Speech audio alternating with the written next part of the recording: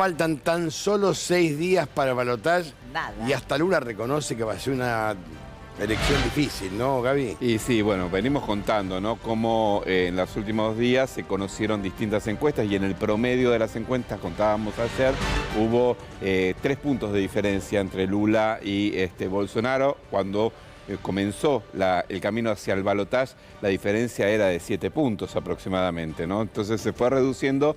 Sí hay que decir que en las últimas horas se conoció una nueva encuesta de la consultora Atlas, que fue la que más cerca estuvo del resultado en primera vuelta. Tiene a su favor eso, que le da, cuando uno depura el voto indeciso y demás, le da 53% de intención de voto a Lula, 46% a Bolsonaro, ¿no? Ahí ya no hay empate técnico. Ahí ya no habría empate no técnico, depurando justamente el voto indeciso en este caso, ¿no?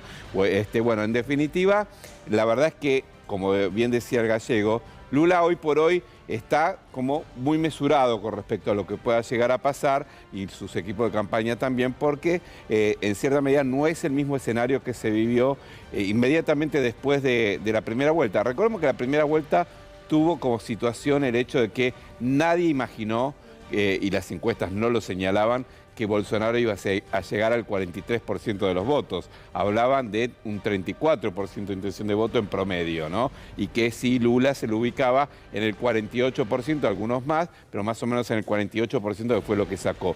Ese voto vergonzante que no dijo en las encuestas previas que iba a votar a Bolsonaro, es la gran duda que también existe ahora para la segunda vuelta electoral.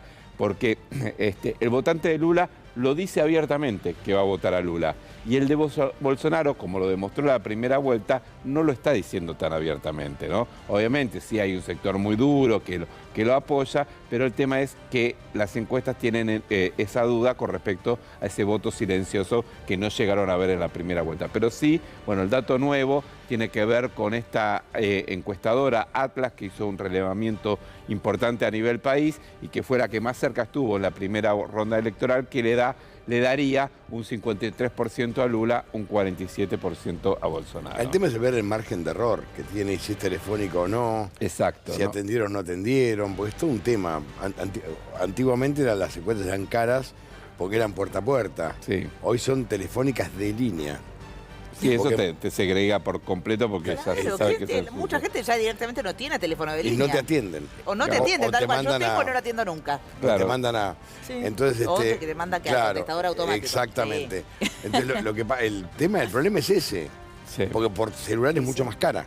Mirá vos. Y aparte es más indefinido, porque el celular vos lo podés tener en cualquier lugar del país. Y el teléfono fijo no. Y el teléfono fijo no. Claro. Entonces, bueno, tenés todo un tema ahí. Un dato importante, en estas encuestas, cuando son empresas serias, en general tienden a hacerlo lo más presencial posible, ¿no? Tienden. Pero es carísima, ¿eh? Es muy cara, entonces lo que hacen en general es una combinación entre las dos cosas. Presencial, ¿no? Presencial y telefónica, ¿no? Pero bueno, esta Atlas, por ejemplo, lo que decían es que eran alrededor de 4.000 casos en todo el país, ¿no? Es importante. Está bien, pensemos, Brasil es un país de 215 millones de habitantes, ¿no? 150 millones de votantes. Hay que ver si está bien hecha la estratificación social de cuando hace la encuesta, sociológicamente hablando, pero bueno, en principio se supone que sí. Ahora bien, la diferencia está dentro del margen de error todavía, si uno no depura el tema del voto que todavía está ahí sin resolver. Así que por eso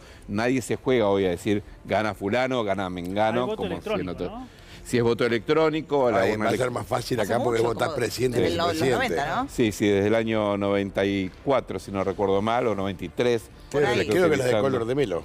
Claro, exactamente. Recordemos, presidente que se tuvo que ir por los hechos de corrupción. Exactamente, pero bueno... Que le había ganado a Lula. Claro, porque Lula fue 5 veces candidato presidencial, no 3 que fracasó, y después sí ganó 2 elecciones, y ahora, bueno, hay que ver qué pasa con esta, ¿no? Ahora bien, el sistema está afianzado. Digo, ¿por qué? Porque ¿qué ha hecho Bolsonaro? Es poner en duda el sistema electoral electrónico cuando todos los parámetros internacionales señalan que funciona bien el sistema electoral electrónico en Brasil. Pues es que hay una cantidad de fake news. Yo tengo muchos amigos en Brasil que te van llegando de personas que decían que votaban por Bolsonaro y no les aparecía el voto. Después se probó que son fake news. como que el fraude lo hacía el opositor. Claro. Cosa que es imposible. Claro. De manera que si no sos gobierno haga fraude. No hay forma. Impresionante. Es insólito que quien tiene el control de, si bien interviene la justicia electoral, pero quien tiene el control operativo de una organización de unas elecciones, te diga, va a haber fraude. El Estado. Es ridículo. Es el gobierno. Pero bueno, lo ha tratado de generar ese fantasma desde el principio, Bolsonaro. Y lo otro es el crecimiento enorme de la derecha en Brasil. Sí. Porque si vos te pones a pensar en base a lo que son las encuestas, ponele, hablamos de un crecimiento del 34 al 43.